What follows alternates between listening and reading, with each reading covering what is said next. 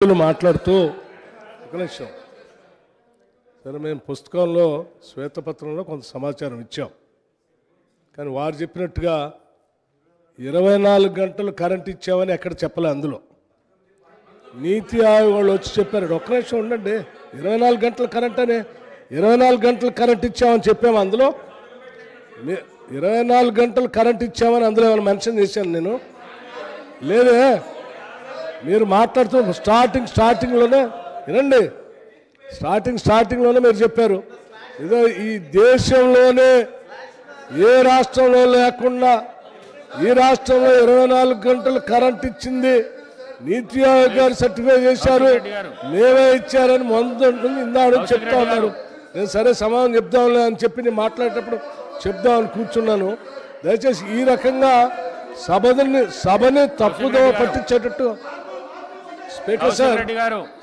Speaker sir ఆ గౌరవ సభ్యుడికి చెప్పండి దయచేసి కూర్చోని చెప్పి ఒక్క నిమిషం సార్ గౌరవ సభ్యులకు చెప్పండి గౌరవ సభ్యుడికి చెప్పండి సభ మొదలైనప్పుడు చూస్తూ ఉన్నాను పదే తన కుర్చీలోంచి లేచి వచ్చి ఇదేదో మార్కెట్లో జనం మీద పడిపోయి దాడి చేయటానికి పోయినట్టుగా వచ్చే కార్యక్రమం చూస్తూ ఉంటే ఇది సభకి శోభనివ్వదు అధ్యక్ష దిస్ ఇస్ నాట్ కరెక్ట్ సభలో కొన్ని సాంప్రదాయాలు నిబంధనలు ఉంటాయి దయచేసి మీరు మాట్లాడడం నేను చెప్పాను వినండి ఇట్లా వచ్చి ఇట్లా రావటం ఇది సభ గౌరవం తెలియదు సభకి దయచేసి ఇట్లా చెప్పాలనుకుని చెప్పండి సమాచారం ఇచ్చాం మీరు 24 గంటలు కరెంట్ ఇచ్చారని చెప్తున్నారు మీరు ఇయ్యలేదని చాలా స్పష్టంగా చెప్తున్నాం అంతేగాని అటవలో లేచి వచ్చి ఉరికొస్తే ఏమైనా భయపడేవాళ్ళు ఎవరు లేరు ఈడ భయపడరు ఎవరు ఈడ ఉన్నటువంటి వాళ్ళంతా సీనియర్ సభ్యులే అందరికీ తెలుసు వాస్తవాలే మాట్లాడుతూ ఉంటారు దయచేసి సభ్యుని త్వరగా ముగించమని చెప్పండి ఇప్పటికే చాలా సమయం ఇచ్చాం వారు చెప్పిన అన్నింటి అంశాలకి నేను మాట్లాడేటప్పుడు సమాధానం చెప్తాను జగదీశ్వర్ రెడ్డి గారు అధ్యక్ష ఎందుకో జగదీశ్వర్ రెడ్డి గారు 1 minute sir I want to set the record straight sir here sir నేను మంత్రి గారు కదా ఇప్పుడు సగటున సరఫరా గంటలకు సంబంధించి 2023-24లో 19 hours 22 minutes సార్ వినండి సార్ ఇది వినండి సార్ ఇది మీరు అది చూడండి ఏప్రిల్ టు నవంబర్ అని కిందగా స్లాష్ పెట్టారు సో దాంట్లో కూడా చూడండి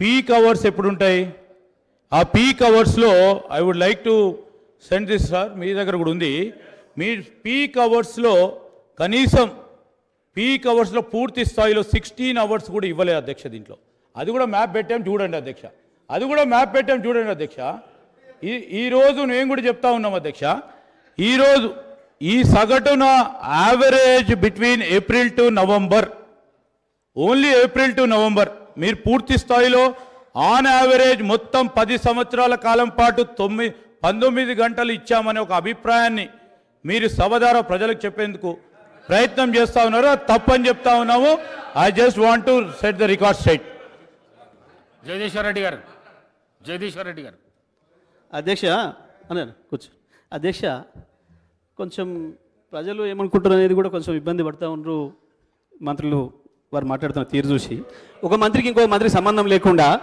యావరేజ్ అంటే ఏంది సార్ వాట్ ఈజ్ యావరేజ్ చెప్పండి ఒకసారి యావరేజ్ అంటే రోజుకి 24 గంటలే ఉంటుంది అధ్యక్ష వారు తెలుసుకోవాల్సిన విషయం రోజుకి 24 గంటలు మాత్రమే ఉంటుంది 24 గంటలు ఒక రోజు అంటారు ఎప్పుడైనా రోజుకి 28 గంటలు 30 గంటలు ఉండదు ఒక రోజు 12 గంటలు ఇచ్చి ఓ రోజు 30 గంటలు ఇస్తే యావరేజ్ 19 వస్తుందేం కానీ ఎన్ని గంటలు రోజుకి ఇస్తే యావరేజ్ 19 అవుతుందో చెప్పాలి లెక్కవారు వారికి ఎవరికైనా అవగాహన ఉంటే ఈ మంత్రి గారా ఆ మంత్రి గారా ఎవరు చెప్తారో లేదు అంటే మేము రాసిన శ్వేతపత్రమే అబద్ధం అనే విషయం అవాస్తవాలతో కూడుకున్న శ్వేతపత్రాన్ని రిలీజ్ చేసిన విషయాన్ని వాళ్ళు ఒప్పుకోవాలని నేను చెప్పి డిమాండ్ చేస్తా ఉన్నా అధ్యక్ష జగదీశ్వర్ రెడ్డి గారు మీరు పదే గట్టిగా గొంతు తెరుచుకొని అరిస్తే అబద్ధాలు నిజమైపోవు మేం చెప్తున్నాం 24 గంటలు ఎక్కడ మెన్షన్ చేయలేదని చెప్పాం 24 గంటలు నువ్వు పవర్ ఇచ్చినట్టుగా నేను ఎక్కడ మెన్షన్ చేయలేదు నువ్వు ఇవ్వలేదు కూడా మీరు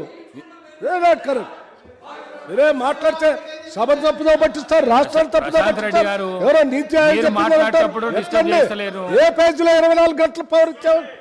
ఏ పేజీలో ఎక్కడ మీరు రాష్ట్రంలో 24 గంటలు పవర్ ఇవ్వలేదు? 24 గంటలు ఎక్కడ మీరు అబద్ధాలు ఎందుకు జగదీశ్వర్ చెప్తారు రెడ్డి పదే పదే? అధ్యక్ష మేము స్పష్టంగా మా పక్షాన్ని నుంచి డిమాండ్ చేస్తున్నాం. మీరు ఇప్పటికైనా మీ మంత్రులందరూ మాట్లాడుకున్న సార్ కూర్చొని ఎన్ని గంటలు ఇచ్చినామని మీరు చెప్పదలుచుకున్నారో స్పష్టంగా చెప్పండి. ఈ శ్వేతపత్రాన్ని మార్చుకొని మరొక శ్వేతపత్రం అయినా విడుదల చేయండి. మీరు అందరు మంత్రులు మాట్లాడుకున్నాక చేయండి, లేకపోతే ప్రజల ముందర పలసన అవుతారు. అధ్యక్ష ఒకటే అధ్యక్ష, భట్టి గారు కావచ్చు, శ్రీధర్ బాబు గారు కావచ్చు, ఈ సభలో ఇక్కడ ఉన్నారు గత 5 ఏళ్ళు కూడా. ఒక్కరోజైనా వాళ్ళకు ప్లకార్డ్ పట్టుకునే అవకాశం ఇచ్చినమా, ఆ కష్టం ఇచ్చినమా? ఇవ్వలేదు. ఒక్కరోజు కూడా వాళ్ళ రకం కష్టపెట్టలేదు. ఒక్కరోజైనా పోయి ఒక జొన్న కంకినో ఒక మొక్క కంకినో ఇంత వరి కంకులో తీసుకొచ్చుకొని కష్టపడి అక్కడ కూడా వాళ్ళకి రానియలేదు. మేము ఆ రకంగా ఇచ్చినాం కాబట్టే వీళ్ళు రాలేదు. రైతులకు ఒకవేళ 1 ఎకరం కాదు, ఒక మడి ఎండిపోయినా సరే రైతాంగం రోడ్డు మీకు వచ్చేవాళ్ళు. తప్పకుండా ఇవాళ సోషల్ మీడియా బ్రహ్మాండంగా యాక్టివ్గా ఉంది. ఏ పల్లెల్లో, ఏ మారుమూలల్లో, ఏ పొలాల్లో, ఏ అడవిలో చూసినా సోషల్ మీడియా స్పష్టంగా వాడుతున్నారు. ఆ రైతులే పెట్టుండే వాళ్ళు. ఒక మాట రైతుల దగ్గర నేను ఛాలెంజ్ చేసిన మీట వాస్తవం, కేటీఆర్ గారు కాదు, నేను కూడా ఛాలెంజ్ చేసిన, మొదలు నేను చేసిన. ఎవరైనా ఈ రాష్ట్రంలో విద్యుత్ అందుబాటులో లేదు ఈ సమయంలో చెప్పదలుచుకుంటే వెళ్ళి ఒకసారి వైర్ పట్టుకొని ఒక వీడియో తీసి పంపండి. ఏ చర్యలకైనా మేము సిద్ధంగా ఉన్నామన్నమాట నేను ఆ రోజు ప్రకటించిన. పక్క రాష్ట్ర ముఖ్యమంత్రి, ఉప ముఖ్యమంత్రి వచ్చి మాట్లాడితే కూడా ఈ విషయాన్ని మేము ప్రస్తావించాం అధ్యక్ష. ఆ రోజు నేను అదే విషయం కూడా చెప్పిన. పక్క రాష్ట్రంలో మీ రాష్ట్రం కూడా నేను వస్తా, 19 గంటలు వైర్ పట్టుకొని నిలబడతా మీరు చెప్పండి, ఛాలెంజ్ చేయండి అని చెప్పి నేను ఆ రోజు అడిగిన అధ్యక్ష బయట మాట్లాడేటప్పుడు. ఇవాళ వీళ్ళు మాట్లాడితే వీళ్ళకే స్పష్టత లేక ఏదో చెప్పాలి, తప్పించుకోవాలి. దేనికి ప్రయత్నం చేస్తున్నారు అధ్యక్ష? వీళ్ళు ఒక మాటలు చెప్పాలంటే ఏదో అప్పులైనాయి. మేము ఒకటే మాట చెప్తున్నాం, మేము వచ్చిన రోజు ఉన్న స్థితిని కంచి మేము మెరుగుపరిచినాం. మేము వచ్చే రోజుకి రైతులకు 3-4 గంటల కంటే ఎక్కువ ఇవ్వలేదు, 6 గంటలు ఇస్తున్నది కూడా చక్కగా ఇవ్వలేదు. ఇండ్లకు 6 నుంచి 8 గంటల పవర్ కట్స్ ఉన్నాయి. ఆ పవర్ హాలిడేలు పారిశ్రామికవేత్తలకు ఉన్నాయి. ఇవాళ మేము వచ్చిన తర్వాత 1 నిమిషం కూడా పవర్ హాలిడే అనేది లేదు, విద్యుత్ కోతలు లేవు. ఇప్పటి కూడా మేము చెప్తున్నాం, భారతదేశంలో డిసెంబర్ 3వ తారీఖు వరకు 1 నిమిషం కూడా పట్టణాలలో కావచ్చు, నగరాలలో కావచ్చు, గ్రామాలలో కావచ్చు, 1 నిమిషం కూడా విద్యుత్ కొరత లేకుండా, కోత లేకుండా నాణ్యమైన విద్యుత్ నంచే ఏకైక రాష్ట్రం తెలంగాణ రాష్ట్రం మాత్రమే. పారిశ్రామికవేత్తలకు 1 నిమిషం కూడా పవర్ హాలిడే ఇచ్చి అక్కడ లేకుండా విద్యుత్ సప్లై చేసిన రాష్ట్రం తెలంగాణ రాష్ట్రమే.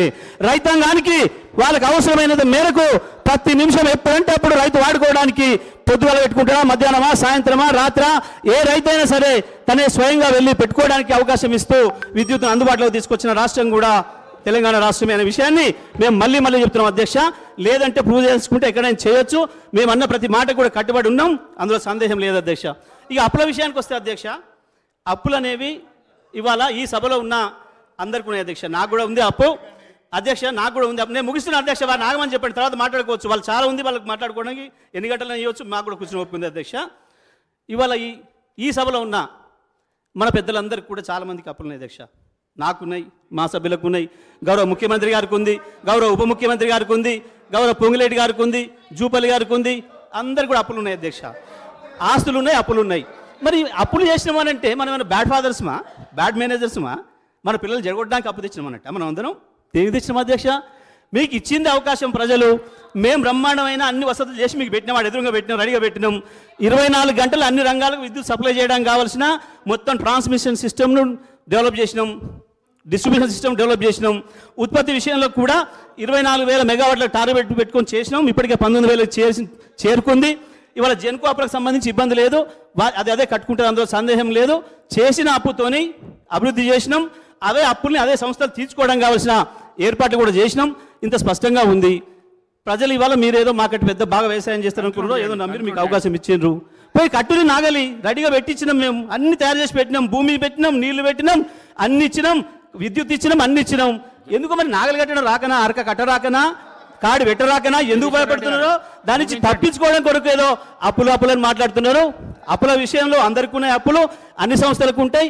అప్పు లేకుండా అభివృద్ధి సాధ్యం కాదు. ఇవాళ భారతదేశానికే 1,55,00,000 కోట్ల అప్పు ఉంది అధ్యక్ష, ప్రతి రాష్ట్రానికి ఉంది. నేను చెప్పదలుచుకుంటే రాజస్థాన్ 69,000 లోట్లో ఉంది, కర్ణాటక లోట్లో ఉంది పవర్ విషయంలో.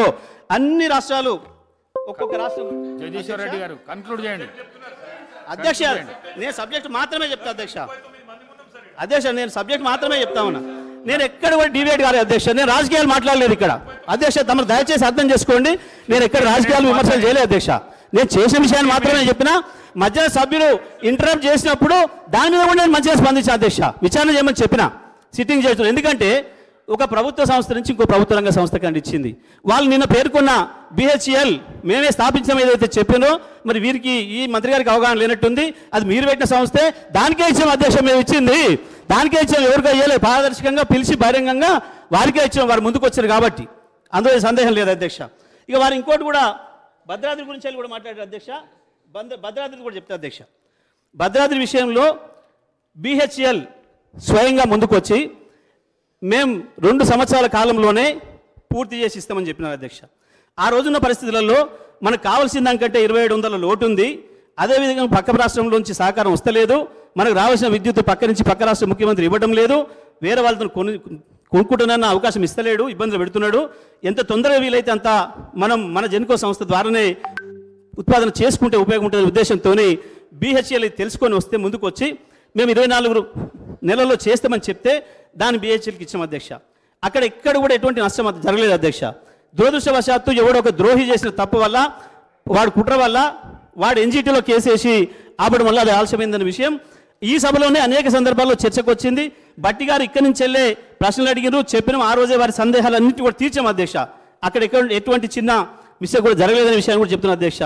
ఎవడైతే యాదాద్రి విషయంలో కూడా కేసేసి NGTని పక్కదో పట్టించి అన్ని అనుమతులు తీసుకున్న తర్వాత కూడా మళ్ళీ మన ఇబ్బంది పెట్టే ప్రయత్నం చేసిండో, ఇవాళ వాడు దేశద్రోహిగా తేలిండు.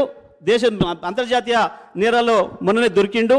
ఇది దేశానికి నష్టం చేయడానికి, భారతదేశానికే నష్టం చేయడానికి జరిగిన అంతర్జాతీయ కుట్రలో భాగంగా ఇటువంటి చేస్తున్నాడని చెప్పి ముంబైలో వాళ్ళు కేసు పెట్టినారు. అక్కడ దొరికిండు అధ్యక్ష. ఇక్కడ జరిగిన విషయాలు ఇవి తప్ప ఇంకోటి ఏది లేదు అధ్యక్ష. ఇవాళ మేము స్పష్టంగా మేము ఒకటే మాట సూటిగా మేము అడుగుతూ ఉన్నాం. ఈ ప్రభుత్వం 24 గంటలు అన్ని రంగాల విద్యుత్ వినియోగదారులకు విద్యుత్ ఇవ్వడానికి సిద్ధంగా ఉన్నదా లేదా? ఎటువంటి అప్పు లేకుండా, ఒక రూపాయి కూడా మేము ఇప్పటి నుంచి అప్పు తేకుండానే ఈ ప్రభుత్వాన్ని నడుపుతాం, ప్రజలకు ఇచ్చిన అన్ని హామీలు నెరవేరుస్తామని కనుక వారు అంటున్నట్టుంది. అంటే సంతోషమే. దేశంలో కాదు ప్రపంచంలో రికార్డ్ అవుతుంది. తప్పకుండా వారి విజయం సాధించాలని నేను కోరుకుంటున్నా. రూపాయి అప్పు లేకుండా ఇప్పటి నుంచి ఈ ప్రభుత్వాన్ని నడుపుతూ విద్యుత్తును అన్ని రంగాల వినియోగదారులకు 24 గంటల విద్యుత్తును ఇస్తూ తప్పకుండా దేశానికి ఒక ఆదర్శంగా ఉండాలని చెప్పి కూడా మేము కోరుకుంటున్నాం అధ్యక్ష. మాకేం వేరేది లేదు.